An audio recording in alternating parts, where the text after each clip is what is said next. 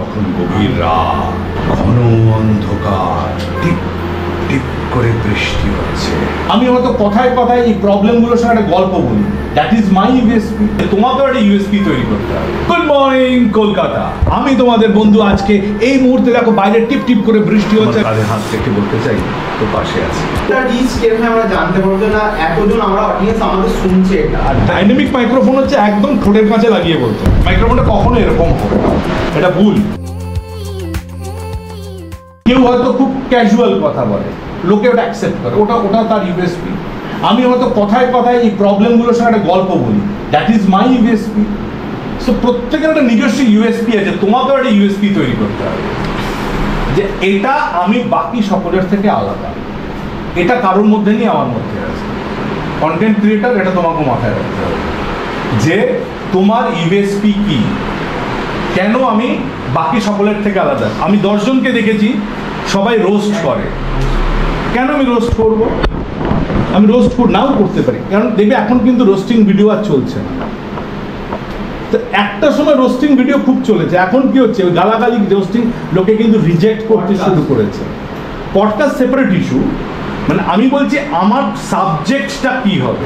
Audio story শোনাচ্ছ সবাই, মোটামুটি আমরা অডিও স্টোরি শুনি। অডিও স্টোরির মতো করে যদি আমি ট্রাফিক বলি হবে? অডিও স্টোরি কিরকম হয়, ভূতের গল্পগুলো কিরকম হয়? তখন গভীর রাত, ঘন অন্ধকার, টিপ টিপ করে বৃষ্টি হচ্ছে। এমন সময় ঘন জঙ্গলের মধ্য দিয়ে একজন আসছে আসছে।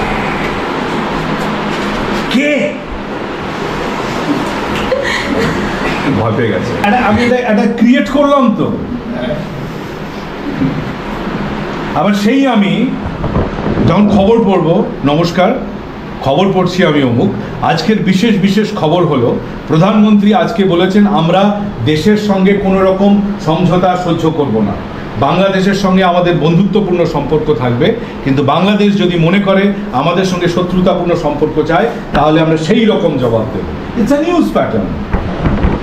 আবার আমি যদি সকালবেলার আর্য গাড়ি চালাচ্ছে, কার রেডিওতে লোকে শুনছে, ঝিনচাক শুনছে, গুড মর্নিং কলকাতা, আমি তোমাদের বন্ধু। আজকে এই মুহূর্তে দেখো বাইরে টিপ টিপ করে বৃষ্টি হচ্ছে, আর বৃষ্টির মাঝখানে তুমি গাড়ি চালাচ্ছ, আর আমি এই মুহূর্তে তোমাদের জন্য একগুচ্ছ গান আর গরম কফিতে চুমুক দিতে দিতে তোমাদের জন্য দারুণ কিছু টপিক নিয়ে এসেছি। আজকে জানো যে এই যে সবেমাত্র ফেব্রুয়ারিটা চলে গেল, ভ্যালেন্টাইন্স ডে চলে গেল। ফেব্রুয়ারি শেষ মানে কি ভ্যালেন্টাইন্স ডে শেষ মানে কি ব্রেকআপ শুরু। যদি সত্যি সত্যি কটা প্রপোজাল পেয়েছো, কটা প্রপোজাল অলরেডি তুমি রিজেক্ট করেছো, যদি সেই সমস্ত খবরগুলো থাকে তাহলে সেইগুলো আমাকে জানাও। আর সেই সঙ্গে আমি তোমাদের শোনাবো কিছু ব্রেকআপ সং। মন খারাপ করো না, গাড়িটা মন দিয়ে চালাও। নিয়ন আলো জ্বলছে, এই মুহূর্তে একটু আগে বৃষ্টি হয়ে গেল, আমি জানি তুমি আমার কথা শুনছো, রেডিওতে শুনছো। আজকে তোমার মনের কথা, এটা একটা প্ল্যাটফর্ম, যে প্ল্যাটফর্মে তুমি তোমার মনের কথা আমার সঙ্গে শেয়ার করো। বিশ্বাস করো, আমি না কোনো সাইকোলজিস্ট নই, আমি জাস্ট তোমার বন্ধু। তোমার কাঁধে হাত রেখে বলতে চাই তো পাশে আছে। আমাকে হোয়াটসঅ্যাপ করো এই নাম্বারে, এটা রাখতে করবো।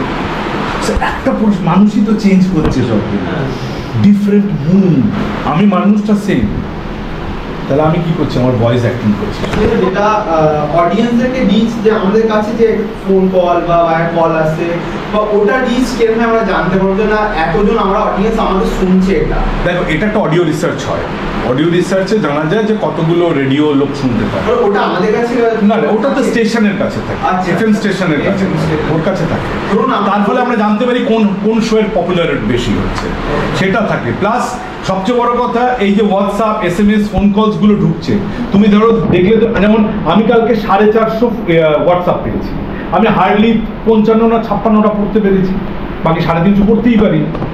তো এটা তো আমার শোয়ের রিচ বলে দিচ্ছে যে একটা লোক 12টা থেকে রাত 3টে অবধি সে 450 হোয়াটসঅ্যাপ পাচ্ছে, তার মানে শোটা তার পপুলার।